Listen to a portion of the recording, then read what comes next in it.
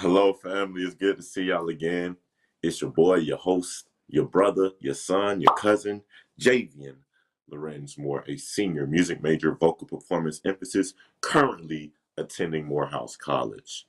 Now, today we're going to talk about something very, very important. Now, this thing is going to take you a long way. It can take you a long way if you let it. We're going to talk about networking. And of course, if we're going to talk about networking, we got to have a networking expert, none other than my brother, my friend, LTL. My boy went to Morehouse and graduated. I'm introducing him so y'all can hear from him. He going to tell you a little bit about himself. So let's introduce our guest. My boy, how you doing, man? Good, brother. Good to see you, man. Yeah, same. I'm Lenarian Norwood Jr., also known as LTL. I'm a graduated communications major from Atlanta. I'm at Morehouse, and I enjoyed every bit of that college experience. If you go into college, go to an HBCU. That's the best thing I can tell you. Come on now. That boy's speaking facts already now. He ain't lie. All right, brother. So today we're going to talk about networking, just like I just said. So, my brother, what would you say made you realize the significance of networking, or what made you feel like you had to start networking? It was a life or death situation for me. See, when I was younger, first off, my parents had me when they were young, babies making babies. It was around 15, 16 years old when they had me. Man, when I was younger, my dad was in prison. And my mom, she was still trying to live her life, so she was in and out. And hate to say it, I probably became the most literate person in my immediate household at around 7, 8 years old. But I had to, since I didn't have my father around for the first few years of my life because he was in prison, I didn't have a male figure. And so the things that, you learn from having a male figure in your household, I had to go learn it elsewhere. And in order to do that, I had to develop a relationship, right, with people to do that. So I had to sit back and look and be like, okay, what men around me, right, can help me, develop into a man. So I latched on to teachers, principals, the doctors. When I go to the doctor, I ask them questions. So I learned that trait there. I used it in a lot of other aspects of my life. Okay. So being around individuals that you see doing something and gaining information from them. That's good, brother. Asking questions. Okay. So for our viewers that may not be as extroverted as you are and want to be more successful in the networking platform, what would you say the first step is for them? Because just like you said, your situation was a life or death situation. So you learned how to gain information from the people that you saw doing something that was leading to something positive. So for the people that haven't necessarily had to do it, were never put in a position to do the things that you've done and are introverted, how would you say they can go about that process? Well, I think network is one of those things people overcomplicate, right? Um, it's really networking is like growing a plant. Let's take a rose for an example, right? When you grow a plant, the very first thing you want to do is identify the soil. You want to make sure you got good soil in order to put the seed in, right? Once you do that, once you make sure you got good soil, you make sure everything foundated properly, the soil laid properly, the seed inside of the soil, you're in a good position, right? And then the next stage you do is you start watering the seed. And then after time of watering the seed, when it's time, right, you have a rose. That's the same thing with networking. Except when you look at it in real life, it's more so about identifying an objective. Okay, what am I trying to achieve? And then in some cases, what am I trying to overcome? If I'm trying to overcome poverty, well, how am I gonna do that? Right? You know, that's kind of how it goes. So if I'm trying to overcome poverty, for an example, right? I need to be around people who are not in poverty. You see what I'm saying? I Mm. need to be in situations that they're in, that Yeah. allowed them to not be in poverty. If my goal is to start an Uno club, right? Then the very first thing I need to do as far as identifying the soil, right, is being able to see, okay, who play Uno. And if in this club I Hmm. want the greatest Uno players, and I gotta be able to separate, you know, people who don't know how to play that well to the people who do, right? That's determining if you got good soil or not. You see what I'm saying? And then what I do is I go start talking to these people, playing Uno with them. You know, and in that same process, I still be because seeing whether or not the soil is good and will maintain is an ongoing process. So I still, be playing Uno, talking to them, chopping it up, and then I determine, okay, this is the team I want to put. I put my team together, right? And in that talking to them phase, right, that is when you water the flower, you build the Mm. relationships. You keep you keep playing Uno with them. You keep having the conversations with them. Do stuff outside of Uno. You see what I'm saying? But you want to build, and the better you build a relationship with people, right?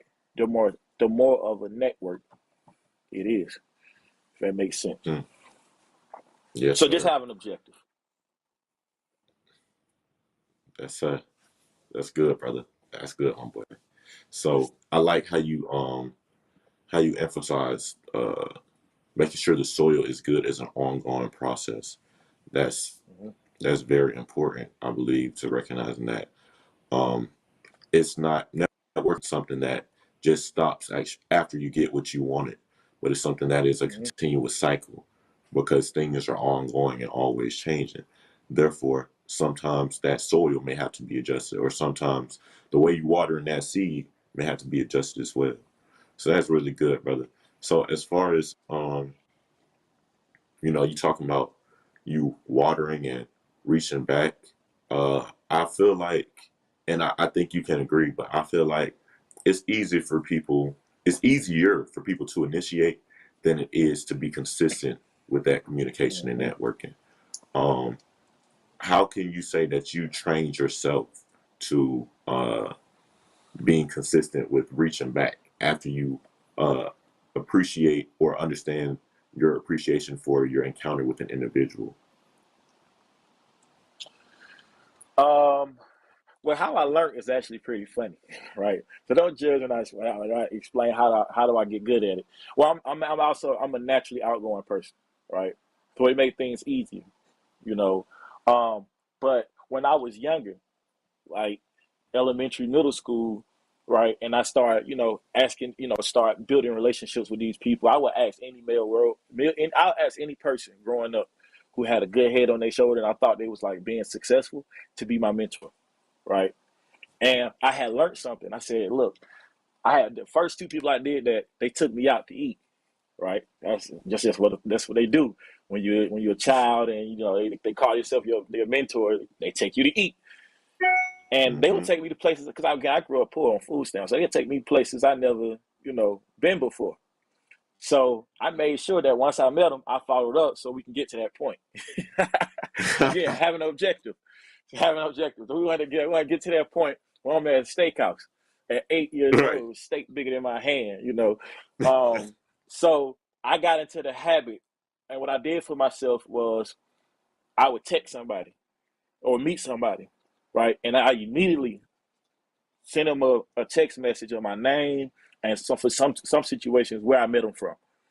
Then, right, because at my house, we love to get in the habit. Just people in general would be like, "Oh, let's chop it up, let's get up soon, let's have lunch," but never follow through, right? So what I would do is I would start the plans when we exchanging contact information. Okay, I start talking about restaurants.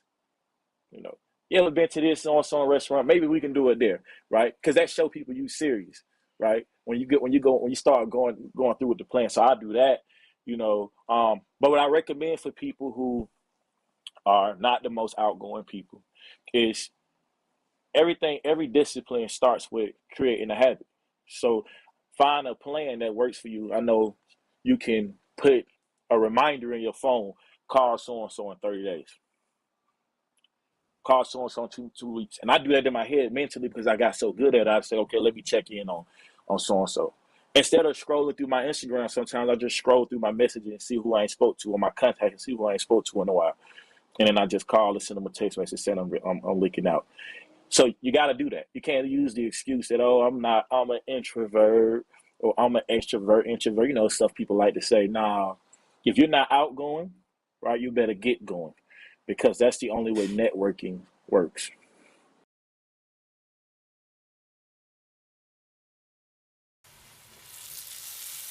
Today, we're going to be making some southern fried okra. I know you guys probably saying, ooh, I don't like okra, it's too slimy or whatever. But I'm going to tell you, the way we're going to deep fry this thing, you're not going to taste any slime.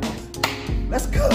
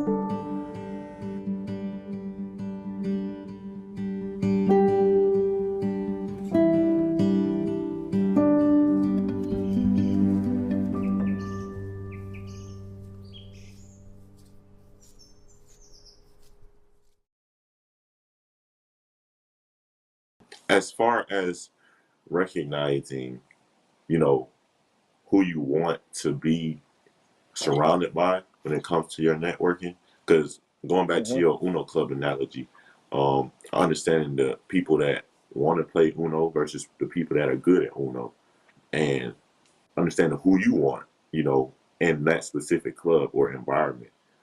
How would you say um, you would better your judgment in weeding out those individuals that you want out versus wanting in? I think that's a great question, Javian, actually. And I think it starts with um, yourself, knowing yourself, right? Having that discernment, you know, for yourself. And then going back to it, the objective, right? Um, Knowing what am I trying to accomplish or what am I trying to overcome. Because like I said, we use rose as an example, right? Rose can't grow in any environment. You see what I'm saying? The rose got to grow in a certain environment in order for it to bloom properly. It's the same thing, whatever your plan is, or whatever you're trying to overcome. You're trying to overcome poverty, and you're trying to, take yourself to a different tax bracket for your family, right? Well, you trying to be you want to be around people who know how to make money and whose thought process is making money, not people who thought process is spending money. You see what I'm saying? Mm. Um, and you just got to know when to put yourself in those situations and when to get out of certain situations. So with our Uno club analogies, when I'm going out and looking, I'm looking for good Uno players, not good spade players. Now I keep that spades player on the reserve because I might want to start a spades club next. But for right now, this ain't the season. You see what I'm saying? Right. So I think I think that's what, and it's just having that social maturity for sure to do that. Come on now, you just said something that's key. Now this might not be the season, but that don't mean you got to completely get rid of the space, because just like you said. Yeah. So that's kind of how that go. So No, I froze again. Oh, no, look, I thought so too. But look, yeah. I think that's very important to recognize that, you know, you can still capitalize off of the networking that you do, but you have to recognize when to use certain people that you networking with. Because just like you said, it may not be the season. So understanding that, how do you um, get out of a situation? Referring to what you said in your last statement, as far as knowing when to stay in a situation, knowing when to get out of it. How do you get out of a situation without burning bridges? Oh, that's a great question. That's a great question. This when your communication skills come in play, right? And by the way, I should you I should we shouldn't hear that oh, I'm just a bad communicator. You can get better. Get better. That's just become a better communication because that's key in networking. Right? That is key in networking. Becoming a good communicator, right? Or becoming a great communicator is the only way to be a good networker, right? So that's first off key. But second off, to answer your question directly, I think it comes with, you know, having the right conversation and watching the time you spend with those people. So right now I'm in a stage of my life where, you know, I'm ready to build more passive income, right? Um, and I grew up on welfare, so clearly nobody in my family can help me with that, right? So now I got to put myself in spaces, right? I got to take myself out of the hood and go into and spend more time, right, in spaces with people who can help me do that and have those conversations with the people who can't help me. Hey, this is what I'm doing. And if you want to see me succeed, you shouldn't have an issue with it. And if you do, you burnt the bridge, not I. You see what I'm saying? But Mm, it's definitely about having that conversation. And sometimes the situation not as simple. Sometimes it is a fragile situation, right? Sometimes sometimes you might be in a relationship with a person, right? And frankly, they might not be the most fruitful for your objective at the time, right? It's the same thing about having that conversation. Like, look, maybe we need to fall back just a little bit, because and the way you have that conversation, you got to make it clear that this has nothing to do with you and everything to do with me trying to reach this goal. You see what I'm right. saying? And sometimes, like if I'm looking for great Uno players, I ain't got to tell the spades players they ain't cut out. You see what I'm saying? I just spend more time with the great Uno players. So it's all circumstantial. So it's just a matter of how you play the game. As Denzel Washington say, it's chess, not checkers. Right. That's all I can say about that. Right. Yeah, the late great. Yes, sir. Yes, sir. So, man, boy, you dropping. Come on, man. That's what's up. That's what's up. Okay. So, as far as what you said about you being upfront with the person and letting them know what you're trying to do in a specific time or a specific season, Hmm. and them having a problem with it, I feel like that goes back to what you said about your soil analogy. You know, recognizing that you may not need the same soil for a situation, or maybe that soil that you was in that situation was bad soil, and you recognize that was Hmm. bad soil from that person's response when you say you're trying to do something positive, and they may have a problem with it. That's because that soil wasn't good. So, brother, I'm just the way, man, this conversation is going very well because the way I'm connecting everything that you're saying, I'm definitely seeing the vision in your mindset. So that's a beautiful thing, man. Um, wow, it's powerful, brother. Let So, let me give you an example. Let me give you an example, right? This a lot of people don't know this, right? All right, so for one, I grew up in this nonprofit called Create Your Dreams, right? It's a enrichment program that basically help underprivileged and underserved communities, specifically my community, Bankhead community in Atlanta. They got me in the third grade, and for twice, sometimes three times a week, I'm there, and we're getting exposed to all these different activities. I digress. In that, we're around a lot of. That was the first time I saw a white person in person. It's Atlanta. So I was like, man, a real life white person. I said to myself, I said, I'm finna ask them as many questions as I can. And so I did. I was asking them a lot of questions. But they saw how, you know, they saw how bold I was to be able to sit down and like this to say, hey, you and I finna have a conversation about how you can stay in this big house. You know, I want to know.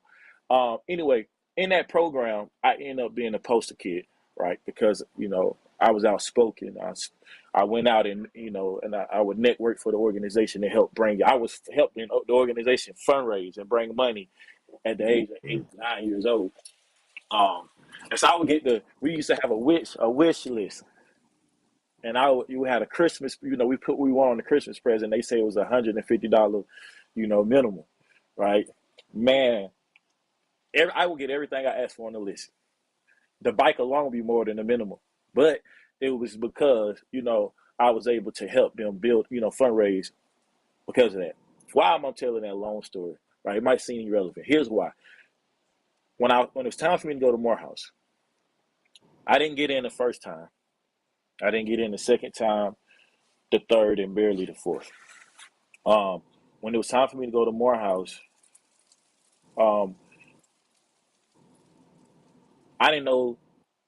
I had got to a point in the process, so it's just like, man, they really don't want me here, But I didn't want to give up because I got a wealth of people who I know went to Morehouse. There's a reason why I even thought about the school in the first place. So I just started calling everybody in my network. I called people in 100 Black Men and whatnot, and they was able to pull a few phone calls. I even went up there myself, and they was just like, "Well, if you want to come here, you got to go to this the pre-summer enrichment program, PSEP, pre-freshman summer enrichment program, and you got to pay $3,500." Well, that same nonprofit that I was talking about dropped the $3,500 for me to go to the conditional acceptance program at PSEP. So it just goes to show like how powerful, having people in your corner and having that network can be. Because frankly, without my ability to network, I would have never met you. I would have never been at Wow. Morehouse. So I definitely wanted to share that story to show how far network can take you.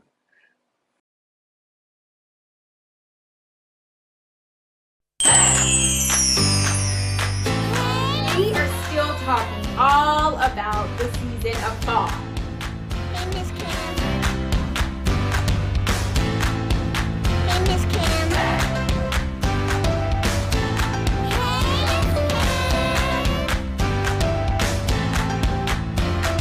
Hey, Miss Cam, I love you. This is the story of a boy who is very sensitive to lights and sounds. So he built secret hiding places where nothing could get in. The boy didn't like looking people in the eye. It made him feel uncomfortable. One day, he found out he had something called autism. His family got him help, and slowly, he learned how to live with it better. Early intervention can make a lifetime of difference. Learn the signs at autismspeaks.org. What's up, y'all? It's your boy Jermaine Dolly, Mr. Hello Dolly himself, and guess what? You're tuned in to Tea and Worship with my homies, Mignon and Corey. Keep it out, y'all.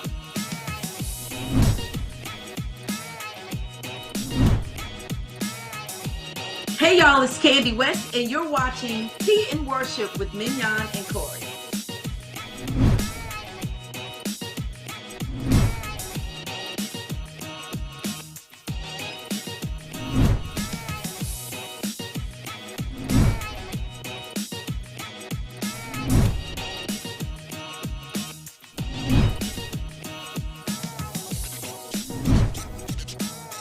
It's your boy James Fortune, and you are watching my favorite news show, Tea and Worship, with my sis Mignon and Corey.